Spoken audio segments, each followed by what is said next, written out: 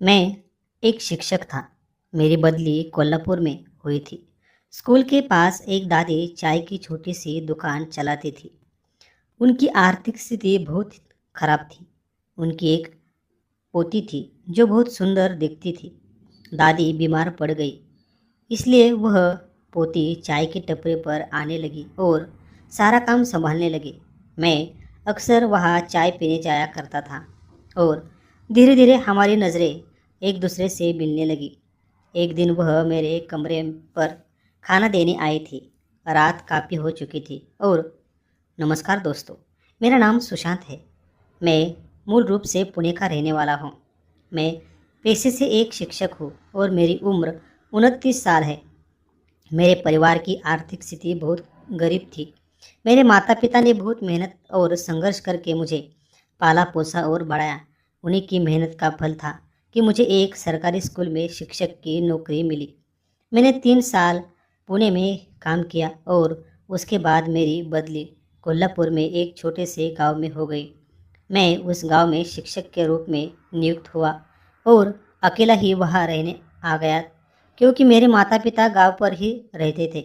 हमारे गांव में थोड़ी सी खेती थी, इसलिए उनका वहाँ से आना संभव नहीं था। स्कूल से कुछ दूरी पर एक छोटी सी चाय की दुकान थी, जिसे एक बुजुर्ग दादी चलाया करती थी।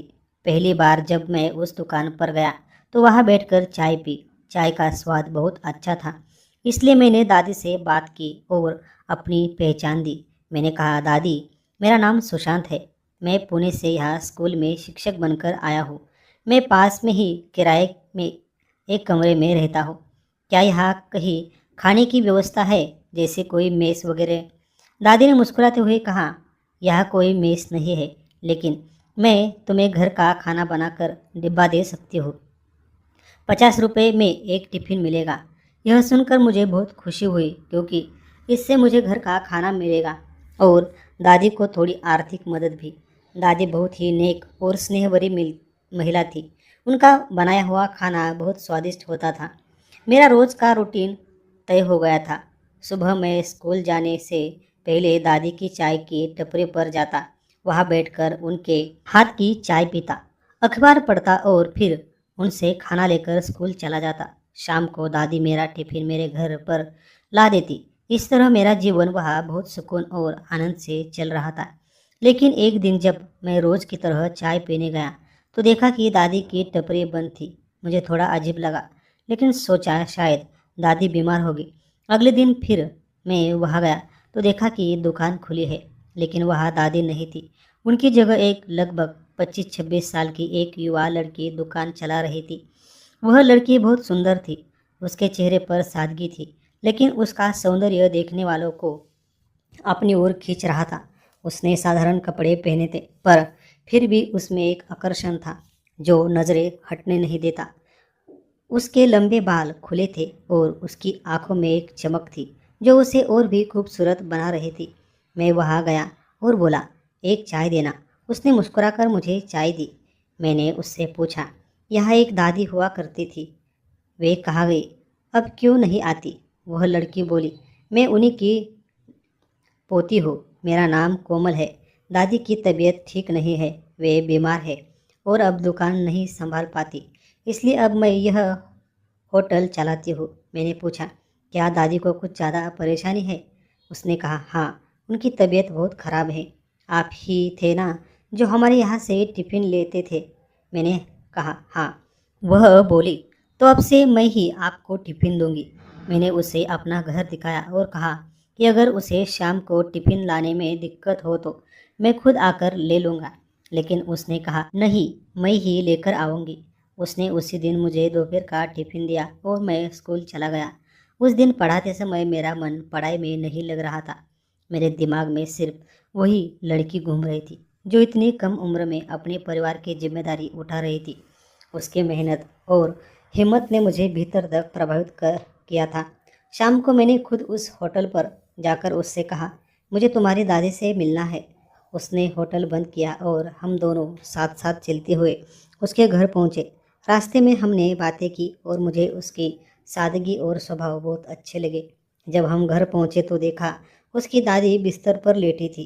बहुत कमज़ोर लग रही थी। उन्हें तेज बुखार था। मैंने पूछा कि क्या उन्होंने डॉक्टर को दिखाया है, तो कोमल ने कहा कि नहीं, पैसे न होने के कारण वे उन्हें अस्पताल नहीं ले जा पाए। यह सुनकर मुझे बहुत बुरा दुख हुआ। मैंने तुरंत एक रिक्शा बुलाया, दादी को उसमें बैठाया और उन्हें अस्पताल ले गया। डॉक्टर ने उनका इलाज शुरू किया और कुछ घंटों में उनकी हालत में सुधार होने लगा। उस दिन का सारा खर्च मैंने खुद उठाया, क्योंकि मुझे मालूम था कि वे बहुत गरीब है। दादी की आंखों में आंसू थे। उन्होंने मेरा हाथ पकड़कर कहा, बेटा, आज तूने जो किया वो मैं कभी नहीं भूलूंगा। उस पल मुझे ऐसा लगा जैसे मैंने अपने माँ बाप की सेवा की हो। उनके पास पर्याप्त पैसे नहीं थे, और जब मैंने उस युवती को पैसे दिए तो उसके चेहरे पर एक अजीब सी चमक दिखाई दी। एक तरफ वह बहुत खुश थी कि किसी ने उसकी और उसकी दादी की मदद की, लेकिन दूसरी ओर उसे यह भी बुरा लग रहा था कि वह किसी अजनबी से मदद ले रही है। उसने संकोच से कहा, अब आप टिफ़िन के पैसे मत दीजिए। आपने हमारी इतनी मदद की है, इसलिए मैं आपको टिफ़िन मुफ्त में दूंगी। मैं इसके पैसे नहीं लूँगी। मैंने मुस्कुराते हुए जवाब दिया, तुम्हारा घर बहुत गरीब है, मुझे अच्छी सैलरी मिलती है, इन पैसों से मुझे कोई फ़र्क नहीं पड़ेगा। मैंने यह मदद इंसानियत के नाते की है, कोई एहसान नहीं किया। मेरे इतना कहते ही उसकी आंखों में आंसू भर आए और वह रो पड़ी। मैंने उसे समझाया, उसका दिल बहलाने के लिए उसके सिर पर हाथ फेरा। उस पल वह मेरी ओर ऐसी नज़रों से देख रही थी जैसे उसकी आंखों में आभार, अपनापन और कुछ अनकहे भाव एक साथ ठहर गए हो। इसके बाद मैं रोज़ अस्पताल जाकर उसकी दादी से मिलता, उनका हालचाल पूछता और उन्हें दिलासा देता। कुछ दिनों में दादी की तबीयत में सुधार आया और उन्हें अस्पताल से छुट्टी मिल गई।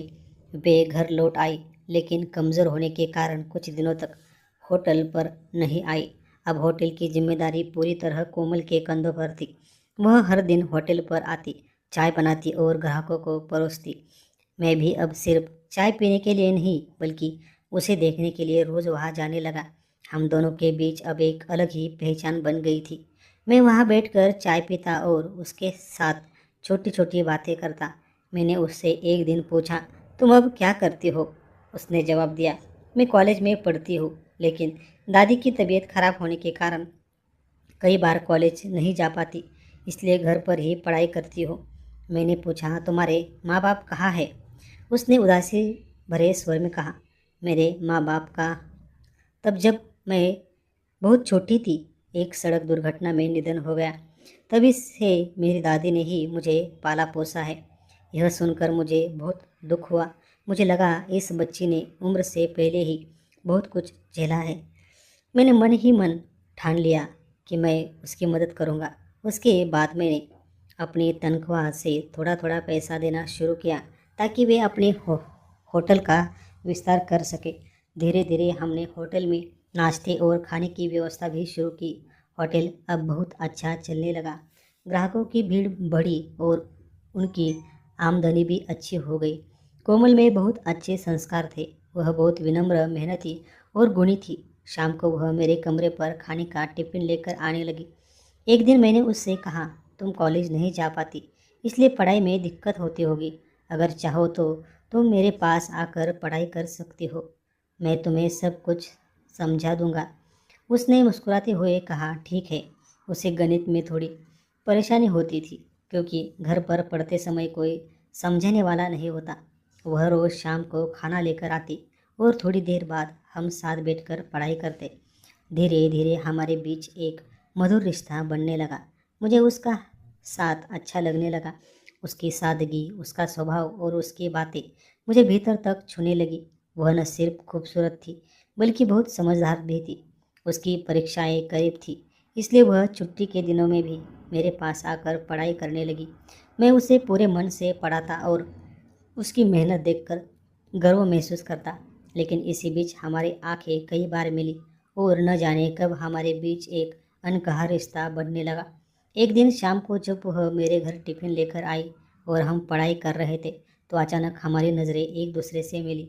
उस पल जैसे समय थम गया हो। हम दोनों कुछ बोल नहीं पाए। न जाने कैसे उसने झटके में मुझे गले लगा लिया और मैं भी उसे अपनी बाहों में भर लिया। कुछ क्षणों के लिए हम दोनों उसी आलिंगन में खोए रहे। फिर जैसे होश आया हम अलग हुए, लेकिन उस पल में कुछ बदल चुका था। हमारी नज़रों में अब वह अपनापन और आकर्षण खुलकर झलक रहा था। उसके बाद हमारे बीच नज़दीकियाँ बढ़ी। हमने एक दूसरे को धीरे धीरे महसूस करना शुरू किया। उस दिन से हमारे बीच एक गहरा रिश्ता बन गया। हमारे दिलों ने एक दूसरे के लिए धड़कना शुरू कर दिया। अब वह रोज़ आती, पढ़ाई करती और हम एक दूसरे से बहुत खुलकर बातें करते। उसके साथ समय बिताना अब मेरे दिन का सबसे सुंदर हिस्सा बन गया था।